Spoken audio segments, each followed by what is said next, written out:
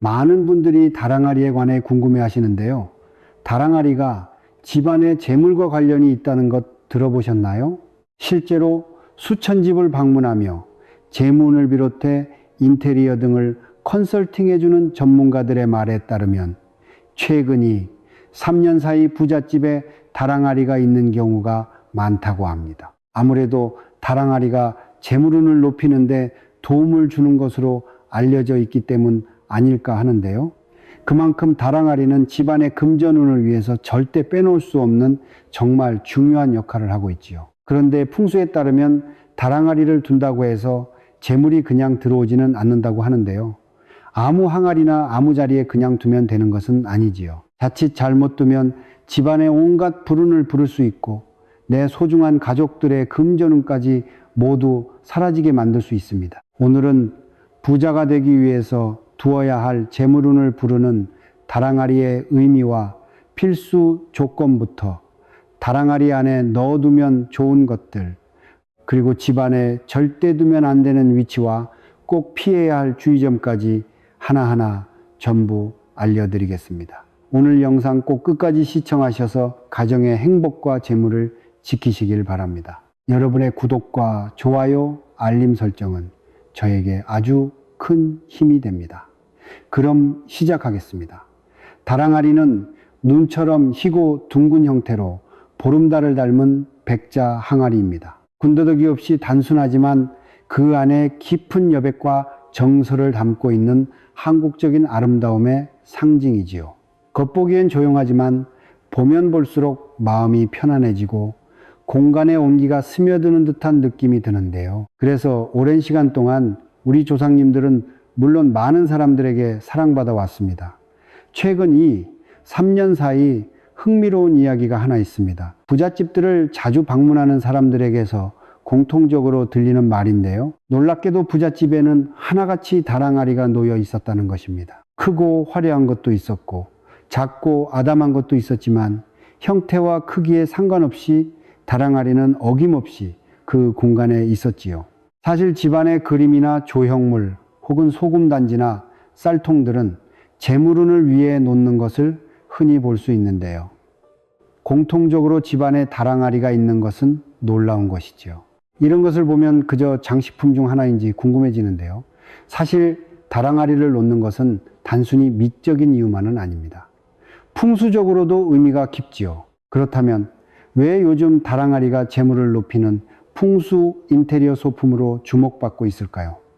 먼저 다랑아리의 형태를 보시면 전체적으로 둥글고 매끄럽습니다. 풍수에서는 이런 원형 구조를 기운이 순환하는 형상으로 봅니다. 모서리 없이 부드럽게 퍼지는 곡선은 공간 안에서 에너지의 흐름을 방해하지 않고 오히려 원활하게 만들어줍니다. 풍수에서는 원형을 매우 긍정적으로 해석합니다. 왜냐하면 원은 균형과 순환, 완성을 의미하기 때문이지요. 사방으로 좋은 기운이 고르게 퍼지고 막힘없이 흐르게 한다는 것이지요. 실제로 많은 집안을 볼 때 기운이 정체되거나 막혀있는 구조가 있습니다. 예를 들면 거실의 한쪽이 너무 뾰족하거나 가구 배치가 어딘가 모르게 삐뚤어서 기운이 잘 흘러가지 못하는 경우인데요. 이럴 때 그 공간에 다랑아리 하나만 제대로 배치해도 분위기가 부드러워지고 실제로 편안함을 느껴 사람이 머무는 시간이 늘어나는 경우가 많습니다. 심리적인 안정감이 생기기 때문입니다. 색상도 중요합니다. 다랑아리는 백자, 즉 흰색 도자기입니다. 하얀색은 정화와 새로운 시작을 상징합니다. 외부로부터 들어오는 탁한 기운을 정리하고 순수하고 깨끗한 기운으로 채우는 역할을 하지요. 특히 이 백색은 어느 방향 어느 공간에도 무난하게 어우러지기 때문에 실내 풍수에 있어 실용성이 높습니다. 다랑아리의 또 하나 중요한 특징은 속이 비어 있다는 것인데요. 풍수에서는 이 비어 있음이 오히려 중요하게 작용합니다. 무언가를 담을 수 있다는 가능성, 여백이 있다는 의미에서 다랑아리는 복을 담는 그릇으로 여겨집니다. 그래서 많은 부잣집에서 다랑아리를 집안에 놓고 풍수 전문가들도 적극 추천하는 것이지요. 단순히 예쁜 장식 풍미라는 차원을 넘어 공간의 기운을 조화롭게 하고 좋은 기운을 머무르게 하는 상징적 요소이기 때문입니다. 그렇다면 좋은 다랑아리란 무엇일까요? 겉모습이 단정하고 아름답다고 해서 모두가 좋은 다랑아리는 아닙니다. 분명한 기준이 있습니다. 먼저 주둥이의 형태를 살펴야 합니다. 좋은 다랑아리는 주둥이가 밑동보다 좀 더 넓게 퍼져 있어야 합니다. 이는 단순한 미적 기준이 아니라 기운의 흐름과 밀접한 관련이 있습니다. 넓은 입은 외부의 좋은 기운, 특히 금전운이 막힘없이 자연스럽게 들어오고 집안 내부에서 막힘없는 순환을 가능하게 합니다. 이러한 열린 구조는 재물운을 유입하고 머물게 하는데 매우 중요한 요소입니다. 반대로 입이 좁고 답답한 구조라면 기운이 정체되고 막혀 돈이 돌지 않고 흐름이 막힐 수 있습니다. 그 결과 공간 전체의 에너지 또한 무겁고 흐릿해질 수 있습니다. 다음으로 몸통의 형태도 중요한데요. 이 부분은 다랑아리의 핵심이라고도 할 수 있습니다. 몸통은 마치 보름달처럼 풍만하고 둥근 형상을 지녀야 합니다. 둥글고 부드러운 곡선은 예로부터 안정감과 풍요로움을 상징하지요. 이를 통해 복과 재물이 가득 차는 형상으로 해석되어 왔습니다. 전통적으로도 이러한 곡선은 복을 담는 그릇, 좋은 기운이 머무는 구조로 여겨져 왔습니다. 풍요를 담을 수 있는 그릇이어야 그만큼의 금전운도 담을 수 있습니다. 그렇다면 다랑아리에 무엇을 넣으면 좋을까요? 사실 이것은 사람마다 각자의 상황에 따라 다릅니다. 중요한 것은 모두에게 똑같은 답은 없다는 것인데요. 그래서 지금부터 말씀드릴 이야기는 단순히 듣고 끝낼 게 아니라 여러분의 상황에 맞게 하셔야 합니다. 그러니 끝까지 들으셔서 나와 우리 집의 현재 상황에 맞게 적용해 보세요. 혹시 요즘 따라 집안 분위기가 좀 뒤숭숭하다 느껴지시나요? 이상하게 일이 자꾸 꼬이고 무언가 막힌 듯한 기운이 감돌 때, 그럴 땐 아주 간단한 방법 하나로 흐름을 바꿔볼 수 있습니다. 바로 다랑아리에 소금을 넣는 것이지요. 소금은 예로부터 정화의 상징이었습니다. 공기 위의 나쁜 기운을 흡수하고 부정한 기운을 걷어내는 역할을 하였지요. 특히 굵은 천일염이나 죽염, 그리고 요즘 많이 쓰이는 핑크솔트 같은 천연 소금은 그 에너지가 더 강하다고 알려져 있어 좋은데요. 방법은 간단합니다. 깨끗한 소금을 다랑아리에 그대로 담아 넣거나 조금 더 깔끔하게 하고 싶으시다면 작은 천 주머니에 담아서 넣으셔도 좋습니다. 특히 다랑아리에 넣으면 재물운의 효과를 볼 때가 있는데요. 이사하고 처음 들어올 때, 무언가 새로운 시작을 앞두고 있을 때, 또는 요즘 따라 우리 집안의 일이 자꾸 어긋나는 것 같을 때, 무엇보다도 금전 흐름이 정체된 것 같을 때 그 타이밍이 가장 좋습니다. 소금은 말없이 모든 기운을 흡수하고 정화합니다. 비워진 자리엔 맑고 밝은 에너지와 금전 흐름이 돌아 다시 채워지기 시작하지요. 작지만 강력한 변화가 의외로 다랑아리에 담긴 작은 소금 한 줌에서 시작될 수 있습니다. 만약 요즘 따라 돈이 돌지 않는 느낌 혹시 들고 계신가요? 아무리 노력해도 수입이 정체되어 있거나 집을 내놓았는데도 매매가 전혀 되지 않는 상황이라면 집안의 기운을 한번 확인해 볼 때입니다. 이럴 때 재물운을 높이기 위해 좋은 방법이 있는데요. 바로 다랑아리에 쌀을 담아두는 것입니다. 쌀은 단순한 식재료가 아닙니다. 예로부터 우리 민족에게 쌀은 생존이자 재물, 풍요의 상징이었지요. 밥줄이라는 말이 괜히 나온 것이 아닙니다. 쌀을 다랑아리에 넣는다는 것은 그릇 안에 재물의 기운을 불러들이겠다는 풍수적인 의미가 있습니다. 다랑아리는 원래 기운을 모으고 담는 그릇으로 여겨지는데요. 거기에 쌀을 더하면 막혀있던 재물 흐름에 활로를 틔워주는 상징적 행위가 됩니다. 쌀을 넣는 방법은 아주 간단합니다. 깨끗한 생쌀을 다랑아리에 넣는 것이죠. 특별히 복잡한 의식이 필요한 것도 아니고 특별한 장식도 필요 없는데요. 가장 중요한 것은 마음입니다. 진심으로 이 흐름이 바뀌어 금전 흐름이 원활해지길 바라며 정성을 담아 쌀을 항아리에 채우는 것입니다. 이 방법은 특히 이런 때에 효과가 좋습니다. 집을 팔려고 내놓았는데도 도무지 연락이 없고 계약이 이루어지지 않을 때, 이런 경우엔 공간 안의 기운이 멈춰 있다는 신호일 수 있는데요. 그럴 때 쌀을 통해 정체된 흐름을 흔들어 깨울 수 있습니다. 또 이상하게 요즘 돈이 안 들어온다, 지출만 많고 수입은 막힌 것 같다 느껴질 때에도 다랑아리 안에 쌀을 넣는 것이 생각보다 큰 변화를 불러올 수 있습니다. 공간에 쌓인 기운이 탁하면 좋은 기회조차 들어오지 못하고 스쳐 지나가지요. 다랑아리에 쌀을 담는 것은 그 흐름을 되살리는 작지만 강력한 움직임입니다. 별것 아닌 것처럼 보이지만 한 줌의 쌀이 막힌 흐름을 트고 멈춰있던 재물운을 다시 움직이게 만드는 시작이 되어줄 수 있습니다. 다음으로 요즘 이상하게 기운이 정체되어 있는 것 같고 꿈자리도 뒤숭숭하고 이유 없이 피곤하거나 마음이 불안정할 때, 이럴 때는 다랑아리에 팥을 담아두면 좋은데요. 팥은 옛날부터 부정을 막는 곡식으로 여겨져 왔습니다. 귀신을 쫓고 나쁜 기운을 없애는데 효과가 있다고 하여 설날이나 제사 혹은 특별한 의식을 할 때도 빠지지 않고 등장했죠. 그런데 이 팥이 풍수적으로는 재물운을 끌어들인다는 사실 알고 계셨나요? 다랑아리는 기운을 모으고 순환시키는 상징적인 그릇입니다. 여기에 팥을 넣는다는 것은 탁한 기운을 몰아내고 깨끗하고 맑은 흐름을 되찾겠다는 의지를 공간 안에 심는 행위입니다.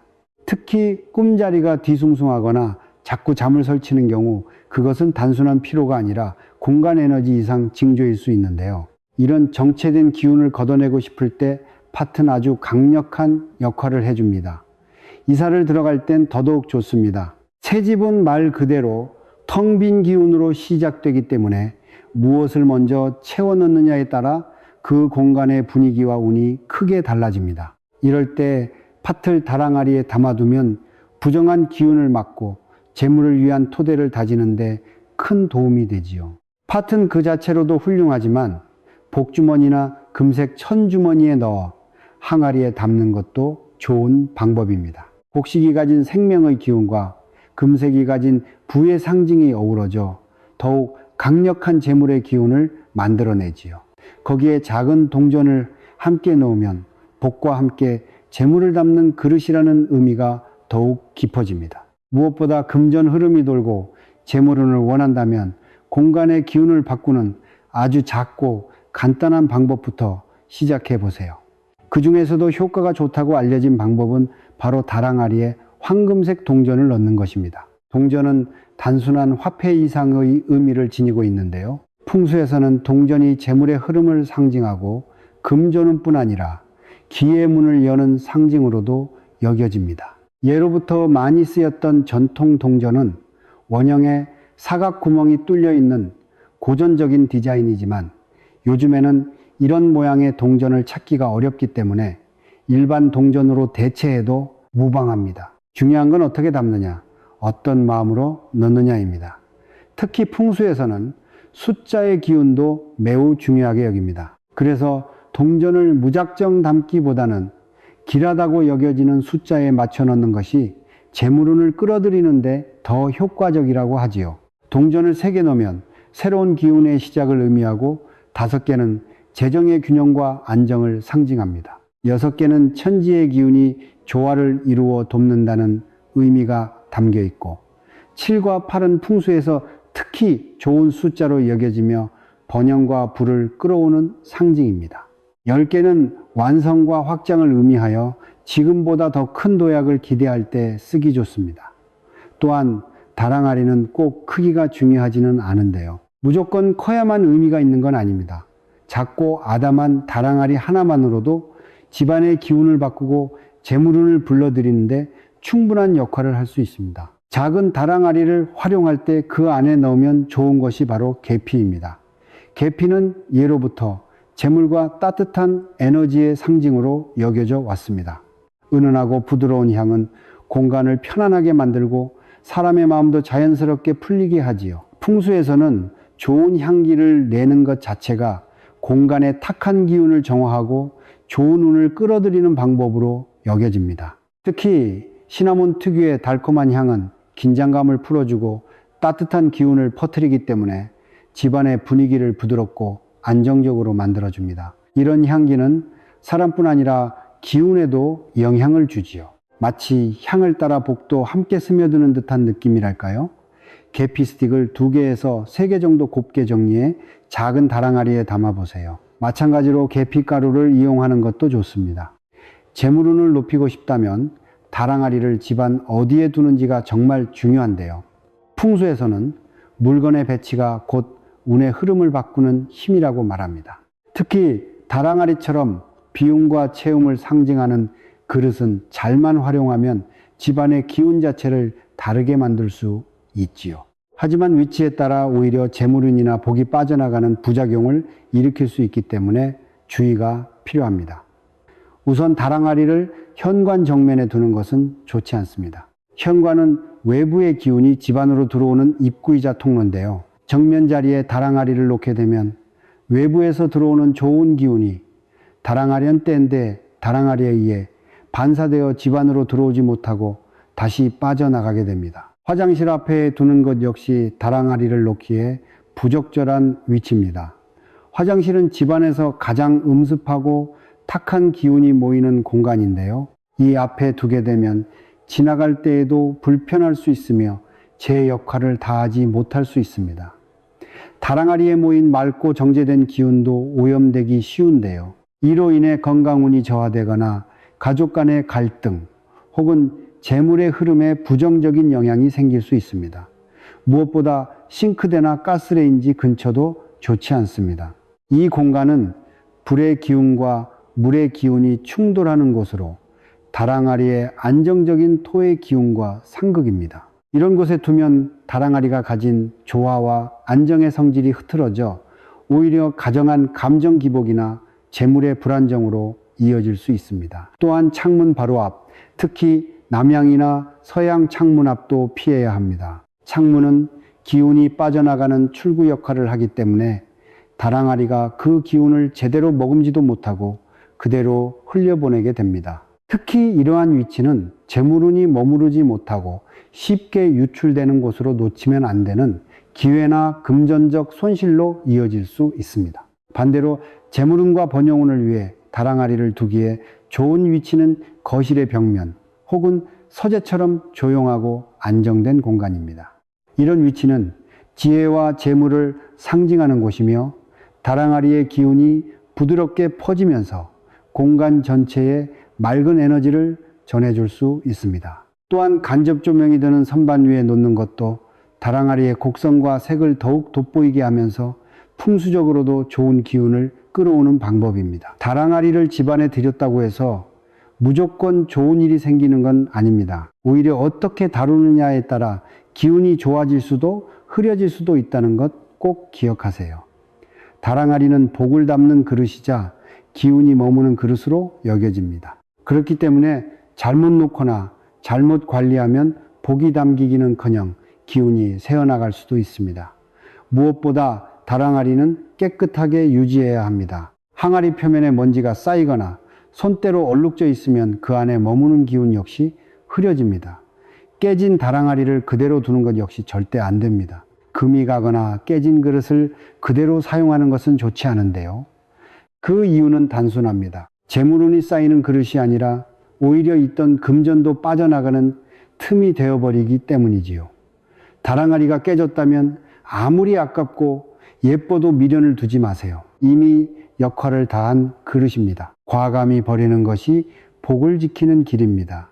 복은 차곡차곡 쌓이는 데에는 시간이 걸리지만 빠져나가는 건 한순간이라는 것을 잊지 마세요. 좁고 답답한 공간에 억지로 배치하는 건 역시 좋지 않습니다. 다랑아리는 비움과 여유를 상징하는 그릇인데요. 주변이 물건으로 꽉 들어찬 곳에 놓으면 기운이 제대로 흐를 수 없습니다. 운은 늘 흐름을 타고 움직입니다. 흐르지 못하면 정체되고 정체되면 탁해집니다. 그러니 다랑아리를 집안에 놓을 땐 주변에 적당한 여백과 숨 쉴 공간을 두어야 합니다. 아무리 귀한 그릇과 단지도 숨을 못 쉬면 복이 머무르기 힘들다는 것을 기억해 주세요. 오늘은 다랑아리가 재물에 주는 영향을 비롯하여 다랑아리 속에 담아야 할 것, 절대 두면 안 되는 위치와 두어야 하는 곳, 이외에 주의할 사항을 전부 말씀드렸습니다. 이렇게 보면 부잣집에서 재물을 높이기 위해 다랑아리를 많이 놓는 이유가 이해가 되는 것 같은데요. 여러분도 한번 해보셔서 집안의 금전운을 높여보시면 좋겠습니다. 지금까지 복을 부르는 지혜였습니다. 구독과 좋아요, 알림 설정은 큰 힘이 됩니다. 감사합니다. 오늘도 행복하세요. 방금 전까지는 또 다른 이야기였습니다. 그리고 지금부터는 완전히 새로운 주제로 넘어가 보겠습니다. 부자가 되기 위해서는 금전운이 열려야 길이 트인다는 말이 있지요. 아무리 좋은 기회가 와도 돈의 기운이 막혀 있다면 좋은 일도 스쳐 지나가기 마련입니다. 풍수에 따르면 돈의 흐름은 물의 흐름과 같다는 말이 있습니다. 기운이 막히면 물이 고이고 물이 흐르면 재물이 도는데요. 그렇기에 집안의 물은 금전운의 핵심이라 할 수 있습니다. 예로부터 사람들은 물을 신성한 존재로 여겼습니다. 그래서 어떤 집에서는 새벽마다 물을 떠놓고 소원을 빌기도 하였지요. 하지만 풍수의 관점에서 보면 현대에는 물 한 그릇이 반드시 조심해야 할 존재입니다. 왜냐하면 물은 단순히 액체가 아니라 기운을 머금고 반사하는 매개체이기 때문이지요. 맑은 마음이 담기면 좋은 기운이 흐르지만 욕심과 불안이 섞이면 그 기운이 혼탁해집니다. 특히 열린 그릇 속의 고인 물은 외부의 기운까지 모두 받아들입니다. 그렇다 보니 의도치 않게 음기와 잡기를 함께 불러들이는 경우가 많습니다. 실제로 어떤 분들은 물을 떠놓고 기도한 뒤로 집안이 이상하게 무겁다고 하신 분들이 계셨지요. 처음엔 선한 마음으로 시작했지만 그 물이 점점 흐르지 못하고 정체되면서 기운이 깃들인 것입니다. 물을 어떻게 두느냐, 어디에 두느냐, 어떤 마음으로 두느냐에 따라 그 공간의 흐름은 완전히 달라집니다. 많은 분들이 착각하기 쉬운 것이 물 한 그릇 풍수이지요. 오늘은 왜 물그릇을 집안 여기에 두면 금전운을 막는지, 부자들이 절대 하지 않는 행동은 물론 금전운을 위한 개운법까지 모두 전해드릴게요. 듣기 전 구독과 좋아요, 알림 설정은 큰 힘이 됩니다. 먼저 물은 세상의 모든 기운을 비추는 거울과 같습니다. 눈에 보이지 않지만 공간 속에서 가장 민감하게 반응하는 존재이지요. 물은 에너지를 저장하고 반사하며 때로는 사람의 의도까지도 흡수하는 매개체로 작용합니다. 그래서 어떤 마음으로 물을 두느냐가 매우 중요합니다. 사람이 물 앞에 앉아 기도하거나 소원을 비는 행위는 본래 마음을 정하고 스스로를 다스리기 위한 의식이었습니다. 하지만 시간이 흐르면서 그 의미가 변했습니다. 욕심과 불안이 섞인 간절함은 맑은 기운이 아니라 무거운 기운을 만들어낼 수 있지요. 그 마음이 물속에 그대로 스며들면 그 물은 생기를 잃고 정체된 탁기로 변합니다. 특히 뚜껑이 없는 물그릇은 외부의 모든 파동을 그대로 받아들입니다. 공간의 습기나 사람의 감정이 그대로 흡수되어 기운이 흐르지 못하게 됩니다. 풍수에서는 이런 상태의 물을 죽은 물이라 부릅니다. 겉으로 보기에는 맑아 보이지만 흐름이 없고 생기가 사라진 물입니다. 이런 물은 재물을 돕는 대신 오히려 막는 역할을 하게 됩니다. 고여있는 물은 공간의 기운을 무겁게 만들고 사람의 생각까지 둔하게 만듭니다. 특히 집안의 중요한 곳, 기운이 모이는 곳에 물 한 그릇을 그냥 두면 정체가 더욱 강하게 작용합니다. 그래서 처음엔 평온하던 집이 점점 침체되고 대화가 줄어들며 활력이 떨어지게 되는 경우가 많습니다. 실제로 가정이 답답하고 금전운이 막힌다고 찾아오신 분들의 집을 보면 대개 구석이나 탁자 위에 물그릇이 그냥 덩그러니 놓여 있습니다. 그 물은 이미 생기를 잃고 주변의 먼지와 습기를 함께 머금고 있지요. 물은 좋은 의도 아래 다루면 복의 매개가 되지만 방향과 방법이 틀리면 흉의 통로가 되는 법이지요. 그런데 어떤 분들은 이렇게 말씀하십니다. 우리 조상님들은 물그릇을 떠놓고 기도를 하셨는데요. 예로부터 사람들은 물 앞에서 소원을 빌며 마음을 담았습니다. 그릇에 물을 떠놓고 복을 기원하면 좋은 일이 생긴다고 믿었지요. 하지만 풍수적으로 보면 이것은 매우 위험한 행동입니다. 왜냐하면 물은 에너지를 흡수하는 매개체이기 때문입니다. 특히 집안의 물그릇은 나의 기운과 연결되어 있어 그 앞에서 간절히 기도하면 내 기운의 문이 열리게 됩니다. 무엇보다 그 순간 외부의 흐름까지 들어올 수 있어 잡기가 붙기 쉽습니다. 이 정체물을 기운은 처음에는 단순한 피로나 두통, 예민함으로 나타나지만 시간이 지나면 공간의 흐름 자체를 무겁게 만듭니다. 집안의 공기가 눌리고 기운이 정체되며 금전운이 서서히 막히는 이유가 바로 여기에 있지요.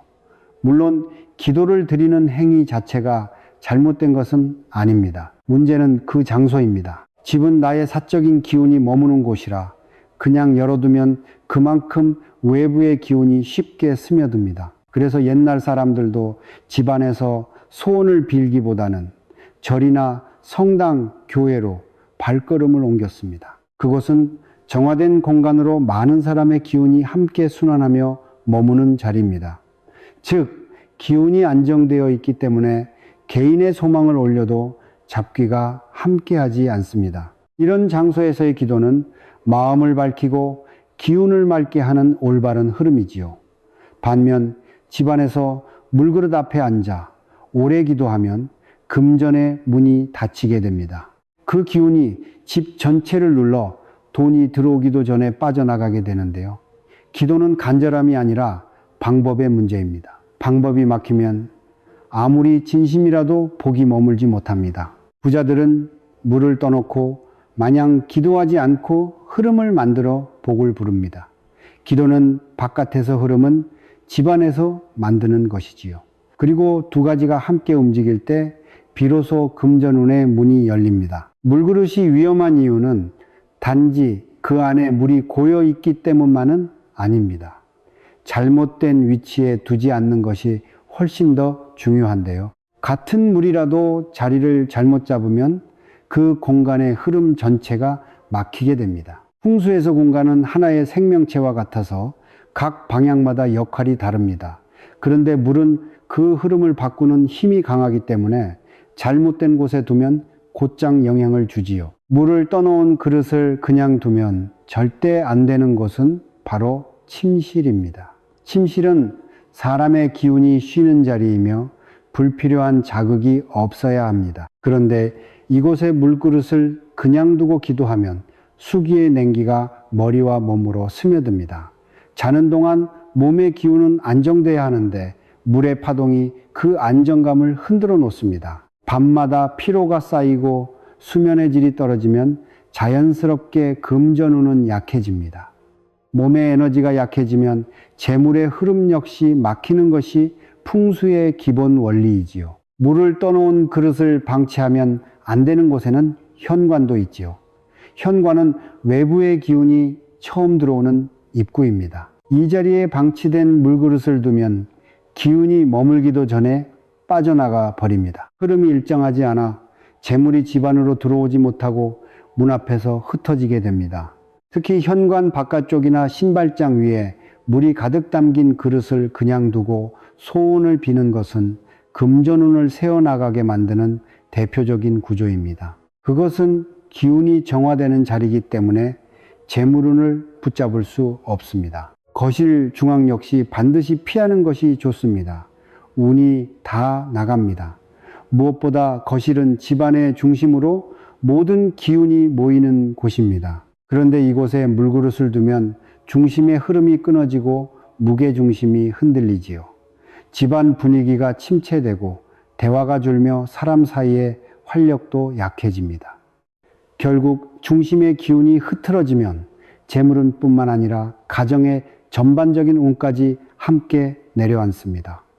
화장실에도 물그릇을 두는 것을 반드시 피해야 합니다. 화장실은 배출과 정화의 공간으로 기운이 아래로 흐르는 구조입니다. 그런 곳에 물그릇을 두면 재물운이 정화되기 전에 빠져나가 버립니다. 겉보기엔 깨끗해 보여도 풍수적으로는 재물의 문을 열어둔 것과 같습니다.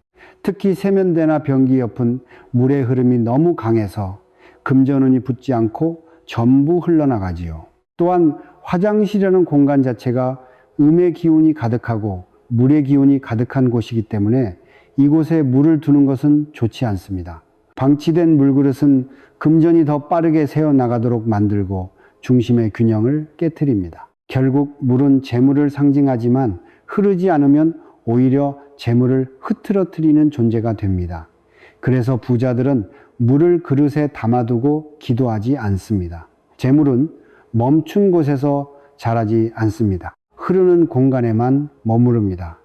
이것이 바로 집안에서 물 한 그릇을 잘못 두면 금전운이 막히는 이유입니다. 물그릇을 두는 것이 금전운을 막는다면 그 자리에 무엇을 두어야 재물운이 살아날까요? 금전운을 위해서는 집안에 무엇을 두지 말아야 하는지도 중요하지만 더 본질적인 것은 무엇을 어떻게 두어야 좋은 기운이 흐르는지입니다. 물그릇을 치웠다면 그 빈자리를 그냥 두지 마시고 올바른 흐름을 만들어 주셔야 합니다. 기운은 항상 채워지려는 성질을 가지기 때문입니다. 이때 그 자리에 생수 한 병을 두는 것이 가장 간단하고 효과적입니다.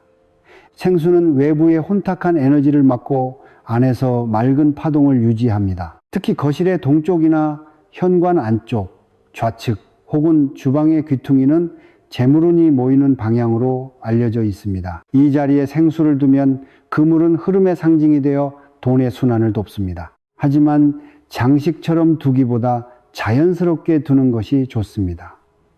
비우고 꾸며진 자리보다 생활 속에서 숨 쉬는 공간에서 더 잘 흐르지요. 물 대신 식물을 활용하는 것도 좋은 방법입니다. 식물은 물의 기운을 품고 있으면서도 스스로 순환합니다.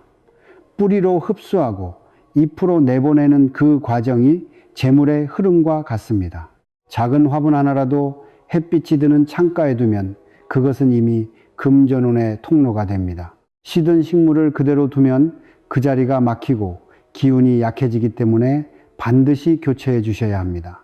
소금 단지를 함께 두는 것도 좋은 보완책입니다. 소금은 음기를 흡수하고 탁한 기운을 정화합니다. 방 구석이나 주방 찬장 안쪽처럼 눈에 잘 띄지 않는 자리에 생수와 소금이 담긴 소금 단지를 함께 두면 소금이 잡기를 걸러내고 정화하며 물의 기운을 순환시켜 공간이 안정됩니다. 무엇보다 중요한 것은 마음의 흐름입니다. 풍수는 물건을 두는 기술이 아니라 마음의 방향을 설계하는 일입니다. 감사하는 마음으로 공간을 돌보면 물은 맑게 흐르고 돈의 기운도 자연스럽게 따라옵니다. 불안과 조급함으로 물건을 두면 그 에너지가 그대로 되돌아옵니다. 결국 복을 만드는 힘은 물이 아니라 마음이지요. 그런데 의문을 가지는 분들이 계실 텐데요. 생수 한 병과 물그릇은 같은 물을 담고 있는데 결정적 차이는 무엇일까요? 풍수에서는 같은 물이라도 어떻게 두느냐에 따라 완전히 다른 기운이 만들어집니다. 문제는 물의 형태가 아니라 그 물이 만들어내는 공간의 흐름입니다. 생수 한 병은 기운이 흐르는 물이고 물 한 그릇은 물을 직접 떠놓아 담은 기운이 고여있는 물입니다. 무엇보다 생수는 닫혀있는 형태라 외부의 에너지가 섞이지 않습니다. 안정된 수기가 안에서 순환하면서 맑은 기운을 유지합니다. 그 상태가 바로 재물이 안정적으로 흐르는 구조와 같습니다. 물이 고여있지 않고 일정한 파동을 유지하듯 돈의 흐름도 자연스럽게 이어집니다. 그래서 부자들은 생수를 활용해 공간에 기운을 정돈합니다. 그 물은 기도의 대상이 아니라 흐름을 이어주는 도구로 쓰이지요. 반대로 물을 떠놓은 그릇은 열린 구조입니다. 뚜껑이 없고 외부의 기운이 그대로 스며듭니다. 사람의 말, 생각, 감정, 습기까지 모두 받아들입니다. 그렇게 섞인 기운은 일정하지 않고 쉽게 탁해집니다. 결국 그 물은 고여있는 에너지로 바뀝니다. 이렇게 되면 집안 전체의 흐름을 무겁게 만들고 재물운이 사라지지요. 또 하나의 차이는 의도입니다. 생수는 그저 두는 물입니다. 기운의 균형을 돕기 위한 수단이지요. 반면 물그릇은 대체로 소원을 빌거나 마음을 투영하는 대상으로 사용됩니다. 이때 사람의 감정이 그 물에 그대로 스며듭니다. 욕심과 걱정이 섞이면 그 파동이 물을 통해 공간에 퍼집니다. 결국 물이 기도의 매개가 되는 순간 재물의 흐름은 막히기 시작합니다. 그래서 풍수에서는 생수를 살아있는 물이라 하고 물을 직접 떠놓은 그릇을 생기가 끊긴 물이라 부릅니다. 하나는 공간을 맑게 하고 다른 하나는 기운을 탁하게 만듭니다. 둘 다 물이지만 흐름의 방향이 다르지요. 그런가 하면 물은 흐름을 만들고 소금은 그 흐름을 지켜줍니다. 이 두 가지가 만나야 재물의 기운은 오래 머무릅니다. 흐름만 있고 정화가 없으면 기운이 탁해지고 정화만 있고 흐름이 없으면 기운이 막힙니다. 풍수에서는 이 균형을 물과 소금의 상생관계라고 하지요. 서로 다른 성질이 만나 완전한 순환을 이루는 원리입니다. 소금은 오래전부터 정화의 상징이었습니다. 옛날에도 부잣집에는 소금 단지가 있었습니다. 그 이유는 단순한 습기 제거가 아니라 나쁜 기운을 흡수해 좋은 기운만 머물게 하기 위함이었습니다. 사람이 드나들 때 생기는 잡기와 불필요한 에너지가 소금에 흡수되면 공간의 흐름이 가벼워집니다. 그래서 현관, 주방, 거실, 구석처럼 기운이 자주 바뀌는 자리에 소금 단지를 두면 좋습니다. 그 자리는 집안의 기운 교차점이기 때문입니다. 특히 생수와 함께 둘 때 그 효과는 2배로 커집니다. 소금이 잡기를 정화하고 물의 기운을 순환시키기 때문입니다. 소금이 음기를 흡수한 뒤 물의 생기가 남은 기운을 부드럽게 풀어줍니다. 이렇게 되면 공간은 맑아지고 무거운 기운이 사라집니다. 현관 안쪽 벽이나 거실의 동남쪽, 주방의 찬장 구석이 그 조합에 가장 좋은 자리입니다. 이 위치는 기운이 머물렀다가 다시 흘러나가는 길목이기 때문입니다. 소금의 양은 단지의 절반 이상이 좋습니다. 다만 너무 많이 넣으면 넘칠 수 있어 흡수력이 떨어지고 너무 적으면 기운을 충분히 받아들이지 못하여 정화가 어렵습니다. 무엇보다 소금 단지에 담긴 소금은 시간이 지나면 기운을 다 써버립니다. 그래서 습기가 차거나 눅눅해졌다면 교체해야 합니다. 보통 3개월 정도가 적당하며 환절기나 절기 전후 특별한 날에 바꾸면 좋습니다. 사용한 소금은 그냥 버려도 되고 현관이나 화장실 바닥을 닦을 때 활용하셔도 괜찮습니다. 그렇게 하면 정화된 에너지가 다시 순환하지요. 많은 분들이 물 앞에서 소원을 빌며 마음을 담습니다. 하지만 풍수의 관점에서 보면 물은 신이 아닙니다. 물은 흐름입니다. 그 흐름이 막히면 재물의 길이 닫히고 그 흐름이 이어지면 금전운이 열립니다. 결국 복을 만드는 힘은 물 한 그릇을 떠놓고 비는 것이 아니라 흐르는 방향에 있습니다. 금전운은 운명처럼 주어지는 것이 아닙니다. 공간의 기운이 정돈되고 마음이 안정될 때 비로소 열리지요. 나의 집안과 기운이 정리되어 있고 물이 흐르고 빛이 들어올 때 금전의 흐름도 원활하게 흐릅니다. 그것이 부자들이 공간을 관리하는 이유입니다. 그들은 흐름을 만듭니다. 흐름이 만들어지면 돈은 자연스럽게 따라오지요. 물그릇을 두고 기도하면 마음은 간절하지만 기운은 멈추고 안 좋은 기운이 오히려 들어올 수 있는 것이지요. 그리고 간절함이 불안으로 바뀌는 순간 재물의 흐름은 닫히게 됩니다. 이제 여러분의 집안에서 물의 자리를 다시 살펴보세요. 혹시 간절한 기도를 위해 물 한 그릇이 있다면 치워주세요.